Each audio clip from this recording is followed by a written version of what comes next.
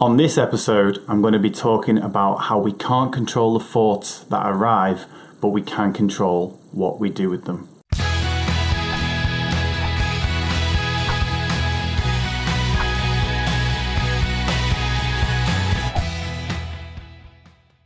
Hey guys, and welcome to episode 35 of the Your Progress is Our Passion podcast. This is the second in the series of my rules of mindset, and at this time I still have no idea how many of these rules there are.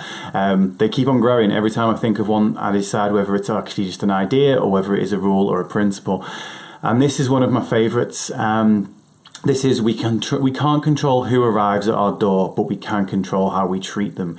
Now that might sound like I'm talking about guests coming to your door, but I'm going to use this as an analogy.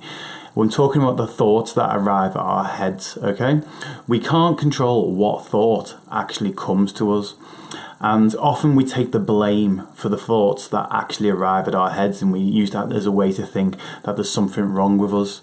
Now, if you get like a marketing call or someone doing door-to-door sales or just a random person knocking at your front door, you don't necessarily think that that is your fault. It's not like you've put like a sign up on your phone number that says, please call me. And in fact, most of the time we've put those signs up to say don't. We've opted out of as many things as possible. Now the thing is with a thought, if we try and stop it from coming in the first place, we're not going to have much luck. However, it is up to us how we choose to treat that thought.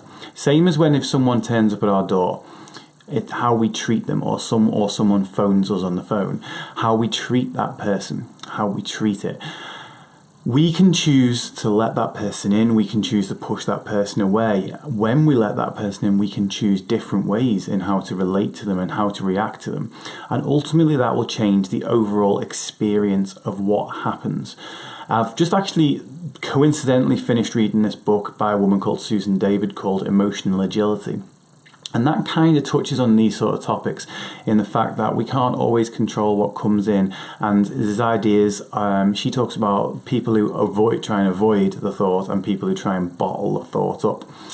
And this is kind of like if we just leave that person at the door, if we leave that thought at the door, what's going to happen? It just keeps on knocking.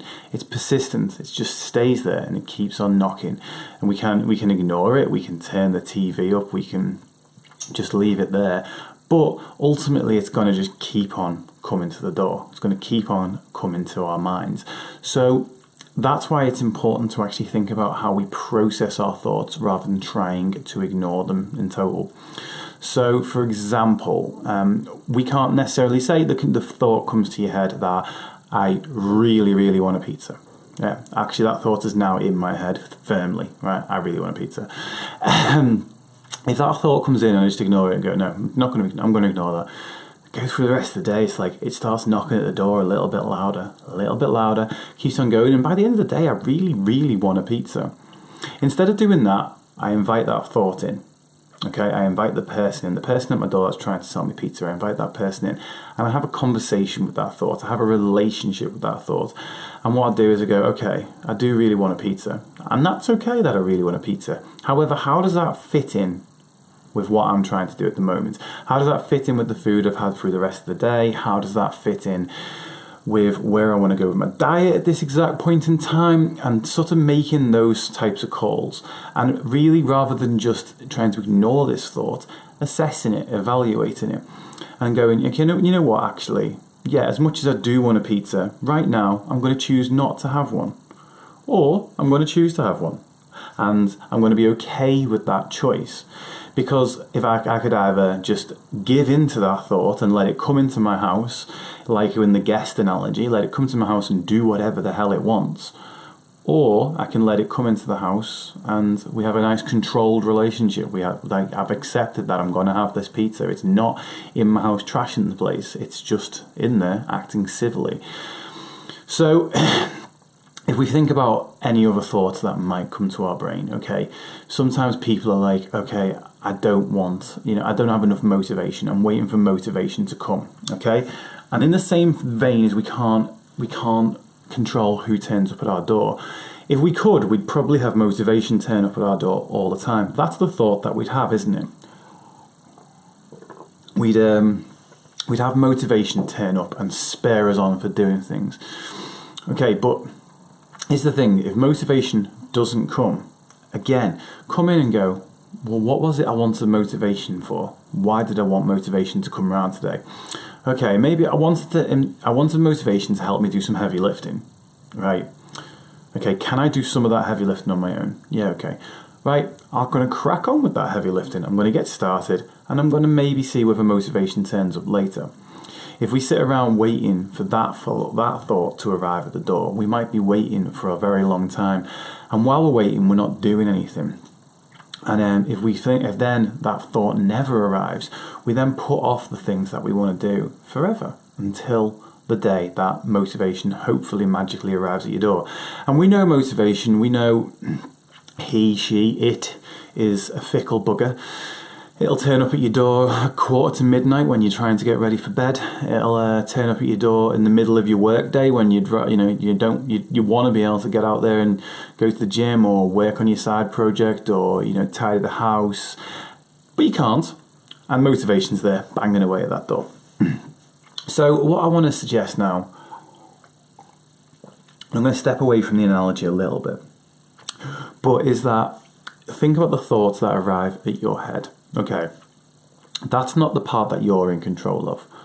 So if a thought arrives at your head, let yourself off the hook from it, okay?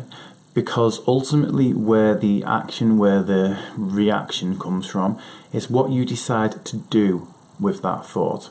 If you were to invite a friend in, you can either treat them well, you can ignore them, you can let them get on with things, you can do whatever it is.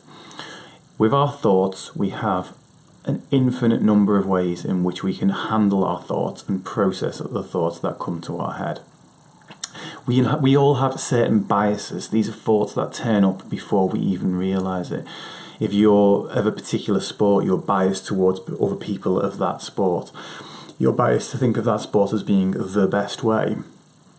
If you have a particular faith, you're biased towards the idea that all the things that are happening are related to your faith. If you are biased towards thinking the world is a good place, you are more likely to see the things that verify that belief. If you are biased towards thinking the world is a bad place, again, you will see the things that verify that belief. So it's important to realise that it's not just about the thoughts that arrive, because we can't change or stop them. But what we can change with a bit of awareness is we can identify what thoughts are coming in and say, do I want this thought? Do I accept this thought to be my own, or is it just one of these ones that's arriving at my door? Do I accept this thought as what I want to do going forward? And sometimes, particularly one of my favourite things at the moment to talk about with clients is this idea that we get this thought that arrives at our door quite often when we're trying to do new things, of saying, oh, it should be easy. It's easy for that person. Why isn't it easy for me? What's wrong with me? And those are the thoughts that come in. Those are the bad thoughts knocking at the door. Okay? What we need to do is change those thoughts' mind. So we basically deal with them thoughts. Okay, this should be easy. Okay, it's not easy. Why isn't it easy? Okay, maybe it's a difficult task. Maybe I've not spent much time getting good at this. Maybe I just need to do it anyway. If it was easy, everyone would do it. We've heard that 1,000 times.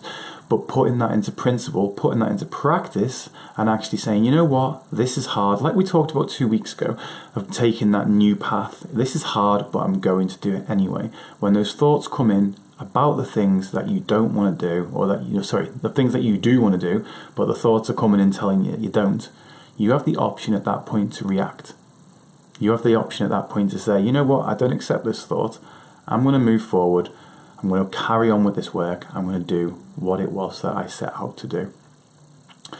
So I'm going to leave it there. Think about the thoughts, which is a bit of a circular thing, but think about the thoughts that are coming into your head on a regular basis, and decide what you want to do with those thoughts. Whether you want to accept them, whether you want to modify them, whether you want to work with them, whether you want to work against them. Your progress is our passion, is my passion, as always. And I will see you in 2 weeks' time. Got James Book, I think, coming for the second interview next week. First time we've ever got a returning guest. Really looking forward to that. And nothing else to plug really, apart from I just want to say that the Life of Dave project is still going on, and by the time this podcast is up on Wednesday, I will have cleared 100 of them, and we are on, well, the 15th of April while I'm recording this, so still a tiny bit behind, but 100 positive impacts throughout the course of this year. I'm pretty damn proud of that. So, your progress is my passion, and I will see you soon. Ciao.